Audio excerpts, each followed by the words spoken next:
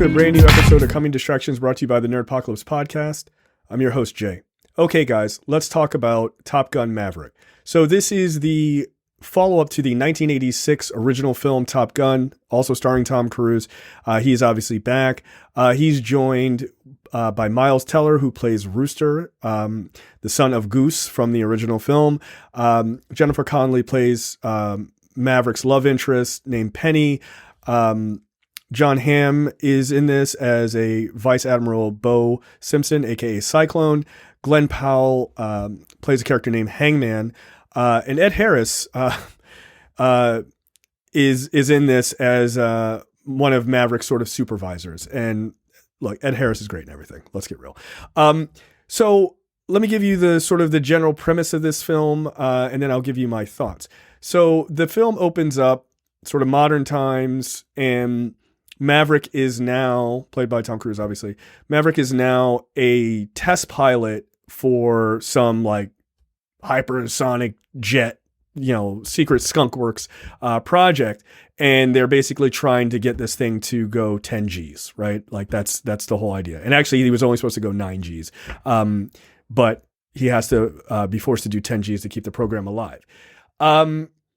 That program is in the midst of like being shut down or what have you. And basically Maverick's whole reason for still being a Navy pilot is because of his connection to Val Kilmer's character, Iceman, from the original. They are like really, really close friends. And Val Kilmer does have a part in this movie. Larger than I actually thought he would. But Val Kilmer's character is basically like calling in favors to keep Maverick from getting booted out of the Navy constantly. And so he's actually busted down from this test pilot program and given one last chance to then go teach at Top Gun for this very like top secret mission that they have, that these young pilots have to run in Iran, right? It's like save the world kind of thing, right? And it is a very sort of like, this is an impossible flight. Nobody can do it except for Maverick. Maybe he can teach them.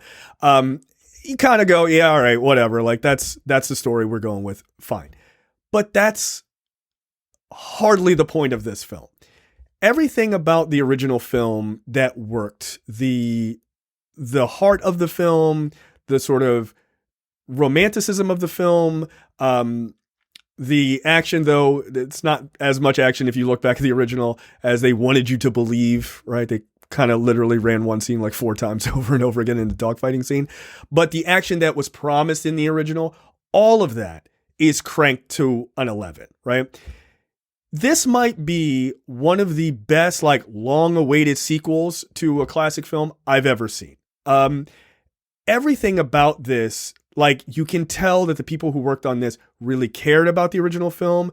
They understood the themes of the original film, and they didn't want to just do a one-for-one copy, but they also didn't want to make it feel so disconnected from the original film, right? If that makes sense. You're going to get the music that you want, right? I won't spoil any of that for you. You get the music moments that you want. You get what I would argue is like the last 30 minutes of this movie is just pure balls to the wall action. And it is exciting. And I'm like, why am I sweating? Like, why am I so invested? Right. But you are, right. And they even make a point of showing like certain things that seemed ridiculous in the original film. Like they do a better job of sort of explaining like the real reason those scenes exist, right? Specifically, like, why is everyone getting oiled up and playing volleyball in the original? It's a bit weird, right? It was just kind of like to show off how hot everybody was. Well, yeah, that's in this, right? Like, there's a version of that in it, but you actually get an explanation of the point of it, right? And it doesn't just seem egregious and ridiculous, though it is slightly egregious, right? I think part of it is like, look, Tom Cruise is really in good shape in his 50s. Like, you're like, all right, well, bet. Good for him. So, but the movie does such a profound job at keeping that heart on its sleeve aspect that the original did. The relationship between Penny, played by Jennifer Connelly, and Maverick is really good. Like, they clearly have had this relationship over the number of years. Every time he kind of makes it back into town, like they kind of hook up, but it never becomes anything serious. And as Maverick is getting older, as Penny is getting older, like they're both kind of tired of that. and they're both trying to grow. But like at the same time, like Maverick is still who he is, right? Like they don't change his character, which I appreciated. They don't feel like they need to be like, let's make Maverick the guy of the modern age. Like, nah, yo, he was just a cool motherfucker in 1986. Guess what? He's still a cool motherfucker in this movie. Like, that's just kind of who he is. But he has grown as a person a bit enough to like not fundamentally change the character, which I appreciated. Look, Tom Cruise is magnetic in this movie. Like he just is. Like you love watching him in these scenes. You like seeing him interact with the other characters and stuff like that. He's just great in it. Miles Teller, who plays Rooster, the son of Goose, the Goose character in the original, who was Maverick's co-pilot, who died. Like that is the core of the story, is his relationship with Maverick and why it is so fractured for obvious reasons, right? Like, hey, my dad died and he trusted you. Like, why should I trust you to help us with this mission? Like, you're just going to get us killed, right? And their relationship goes, and I think it's a pretty obvious, sort of predictable way their relationship kind of evolves over the course of the movie, but it isn't so much the destination as it is to watch the journey happen, right? And it works really well. I think Miles Teller was really good. He was really good casting for this. And they get some really great emotional moments. You get, these really heartfelt kind of scenes of Maverick trying to sort of fill the void of Goose not being there to raise Miles Teller's character. There's a number of other like pilots and stuff like that, and they get their moments, right? Like the team is diverse, right? There's like men, there's women, black, white, Asian, like everybody gets a moment, and it's cool. Like it's kind of dope to see.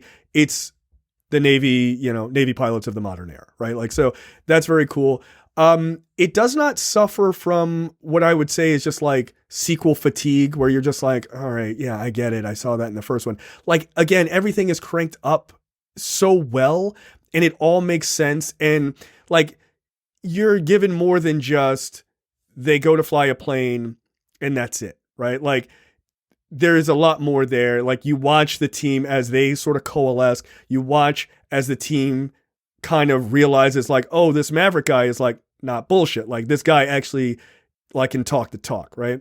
And then there is, arguably like if you know any of the sort of personal shit with Val Kilmer that's going on with him, like, surviving cancer and stuff like that, and how his life has turned out, there's a really heartfelt moment between him and Cruise. And it's kind of beautiful. Like it's really beautifully done. And it's like, just enough. It's like just enough like heartfeltness, and then they lighten it just enough as you would these two kind of like rivals who became best friends, right? It's done so well, man. Like there was talk out of CinemaCon, it's like, this is the best movie in the last decade. Relax. That's a little crazy, but it's damn good. It might be one of the better movies of the year. It really, as far as like, especially like as far as like big, top of the line action films and stuff like that, it's got something for everybody, man. If you love the original, you are going to absolutely love this. If you just sort of like, all right, the original was okay, like, nah, you're going to love it. Like the action sequences in the air and stuff like that, the flying scenes are top notch. Like they really, really are. And it's intense. Like that last 30 minutes is all action, and it is super, super intense. So Top Gun Maverick, for me, it's a 4.5 out of 5. Doesn't stay too long, gets to the point. Tom Cruise, still the superstar that everybody thought he was. Go see it, man. Absolutely awesome.